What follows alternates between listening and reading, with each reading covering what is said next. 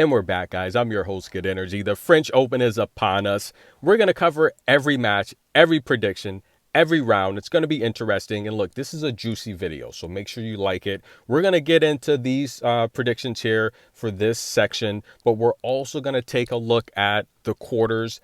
And look, let's talk about this Josh Taylor, Jack Catterall fight. Listen, guys, now, if you're not familiar with what happened, now look, Josh Taylor, he's a good fighter. Jack's a good upcoming fighter. They fought a few years ago, and Josh Taylor won a decision that he should not have. He should have lost that fight. Jack Catterall beat him. So they're fighting 3 years later in Jack's backyard. So Josh comes out, they're booing him. And like, yes, it's going to be one of those kind of fights. They're booing Josh, right? So therefore, Jack, he's going to get the edge for every exchange because the crowd's going to cheer. Now, Jack comes out strong. Now, I didn't start watching the fight till about the fourth round. So from what I hear, Jack came out strong, but there was no knockdowns. But around the sixth round, Josh Taylor just came on. Jack got really tired. So this is where I really started watching the fight, around the sixth round, right? There's no other fights on, right? Might as well watch this one. Josh Taylor wins easily the last 6 rounds. Round 6, 7, 8, 9, 10. Now, round 11 got really controversial. Jack is just getting beat up. Josh Taylor's winning the round. He's just scoring at will. And much like tennis, boxing is about timing. Josh has his timing because Jack is exhausted. He has no stamina. His mouthpiece is hanging out. He's tired. And the referee, these are the referees that just want to make it about them. Josh is just getting off. He pulls them together. There's no apparent reason to pull them together. And he's like, hey, guys, knock it off.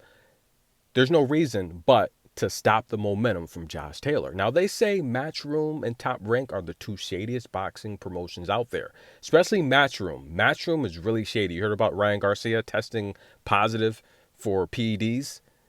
Like, they still haven't overturned that fight. Here's the thing. Matchroom, they knew that Ryan Garcia was dirty going into that fight with Devin Haney. They didn't do anything about it. They should have stopped. The fight should have been canceled, right? Or at least let Haney's side know that this guy's dirty. What happens? Haney gets dropped 4 times in that fight. We were there. Amazing fight. Garcia, and I'm saying to myself, Garcia, he's pretty lightweight to be flooring Haney like this. It's just, he looked very strong and big. Why? He was dirty. So they knew he was dirty, and they still let the fight go on. They didn't tell anyone until after they released the press memo. They knew a week before the fight that he was dirty. That's shady. But back to this fight. So Josh Taylor, right? He's teeing off on him. The referee pulls him in, breaks up his momentum. As soon as he lets him go, he pushes Josh Taylor off. Jack jumps on him and rocks Josh Taylor. Now, he doesn't knock him down, but he rocked him enough to kind of make that round questionable, even though he had lost the prior 2 minutes of that round. Even if you give that round to Jack, Josh comes back in the 12th round. Finds his timing again. He's dancing on Jack. He wins the round. I had Josh Taylor winning the last 6 rounds easily. If he wins at least one of the first 4 rounds, he should win the fight by a clear decision. The scorecards, 117 to 111. Jack wins in his own backyard. He gets a robbery decision. But, guys, if we're going to be fair, Josh Taylor won a robbery decision the first time they fought. So fair is fair. Jack got his payback. He deserved to win the first fight. He didn't deserve to win this one. He clearly lost this fight, but he won. That's Matchroom Boxing for you. But pretty interesting. Let's look at the matches here. Or should I talk about the quarters? Let's talk about the quarters. So I try to make things pretty simplistic. I try to explain them easy, for the casual, person that watches tennis or the casual listener. Take a look. Let's say, so the semifinals of any tournament, in particular, let's say the French Open here. The semifinals consist of how many players? 4 players, right? Look at the semifinal as a whole as a $1, right? If you have 4 quarters, that equals $1, right? So in order to make it to the semifinal round in any tennis tournament, you have to win the quarterfinal matchup, right? So you have your upper seeds from the upper portion of the draw and your lower seeds from the lower portion of the draw, upper, lower, whatever. So you have your seeds from all four angles of the draw, right? They all win their quarterfinal match. That puts them into the semifinal. So now you have four players in the semifinal. 4 quarters equals $1. When I take a look at the quarters, what I'm explaining to you is, and look, this is, I don't make stuff up. This is information that, if you're familiar with tennis and futures, this is something that they do. So when we take a look at who will win the quarters, or in turn, who will make the semifinals, we are taking a look at the 4 players that will come through and prevail from their draw, making it to the semifinal round. In terms of the first quarter, this consists of Iga Swiatek's upper portion of the draw, right? So we call that quarter 1.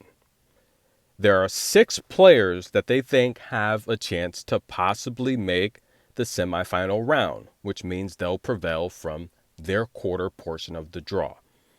However, in Iga's quarter, which is termed quarter 1, Iga is an overwhelmingly favorite to make the semifinal match. In fact, she's the only favorite in her quarter. She's actually a 5-1 favorite in her quarter to prevail to the semifinal match. Everyone else is a huge underdog. They have a very slim chance of making it to the semifinal round.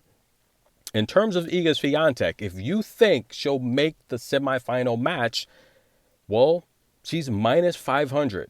What does that mean? That means if you wager $5 for Iga Swiatek to make the semifinal round, you will win $1. Okay? She's a minus 500 favorite. Okay? So we term that as a 5-1 favorite. Iga Swiatek, there's a good chance she'll make the semifinal round. But however, I told you guys a couple weeks ago, in terms of Iga Swiatek winning the entire French Open, she's a minus 150. Okay, so that means if you have $1.50 and you think Iga's going to win the French Open, you will win back $1, collecting $2.50 back. But listen, guys, I've also explained that this is the highest favorite she's ever been to make the semifinal round of the French Open or to win the French Open outright. That concerns me because not only is that disrespectful to all the other players that's in her draw that are slam champions and that have beat her, right? So that's concerning to me. But let's take a look at quarter 2. Now, this is the direct bracket or draw below Iga's, and we consider this quarter 2 because this person that's victorious from this quarter of the draw will reach the winner of quarter 1 to play in the semifinal matchup. The favorite in this matchup is Coco Gauff.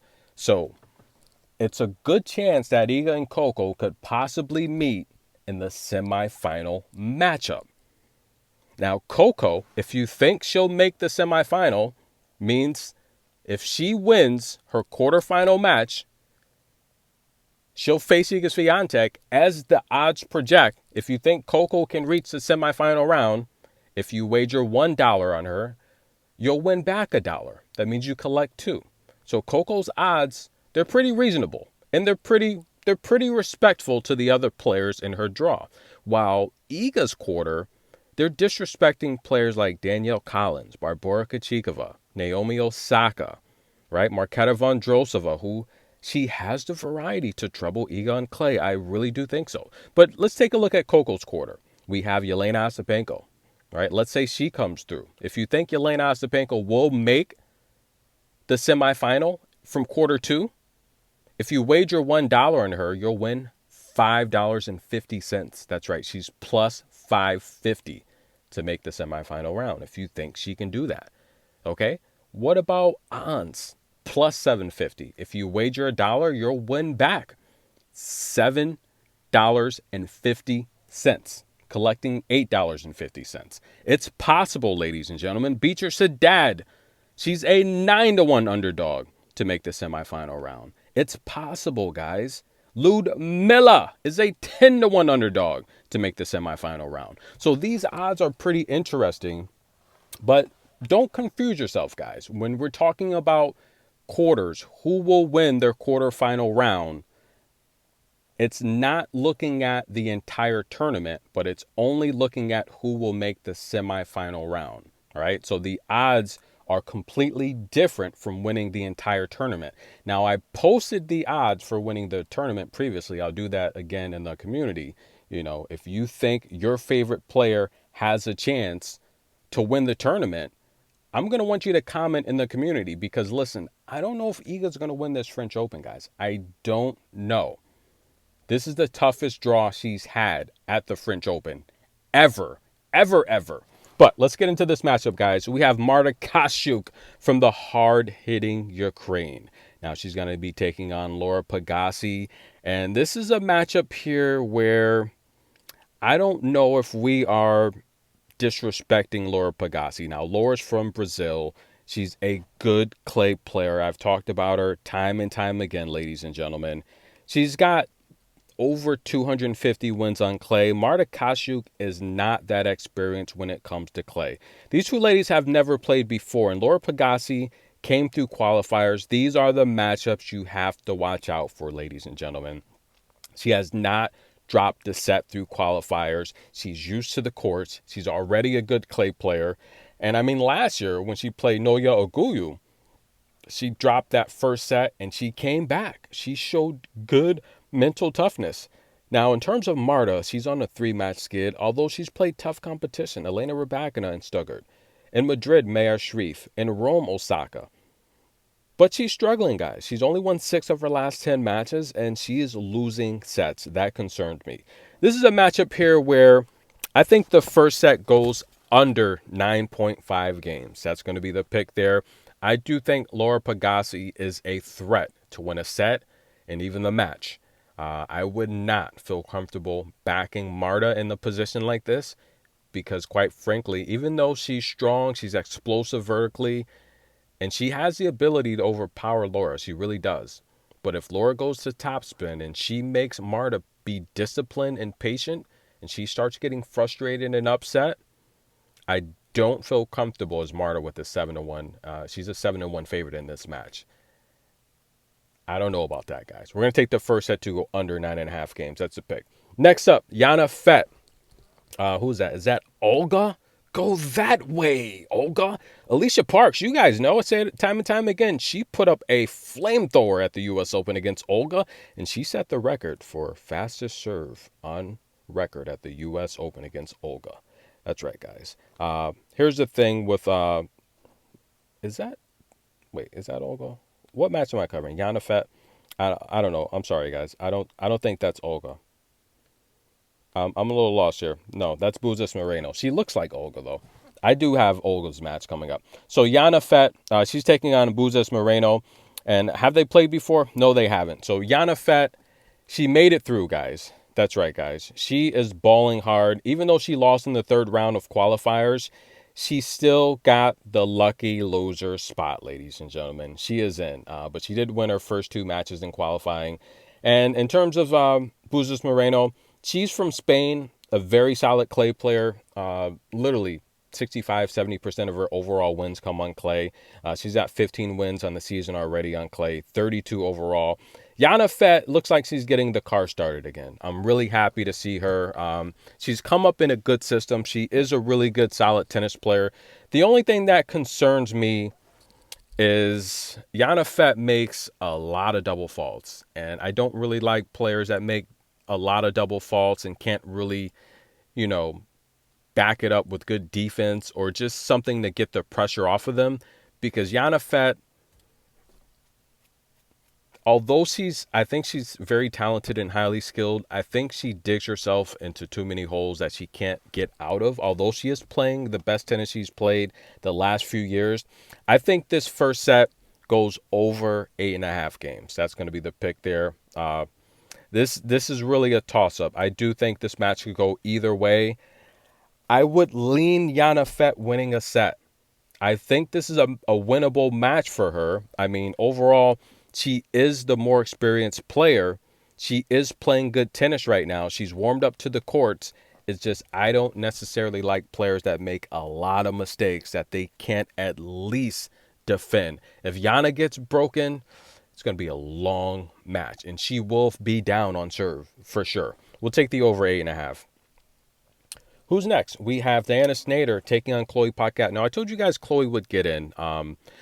I will say this, though. It's becoming a reoccurring theme. The usual suspects here in France, they're getting in every year in the French Open, and they're not doing anything. They're losing in the first round. So do players like Caroline and, I don't know, who else? Simona, Venus Williams, do they have a legitimate argument? I guess they do, because, I mean, if we take a look at Cornet and Paquette and Panche and, you know, they're getting in every year and they're losing in the first round.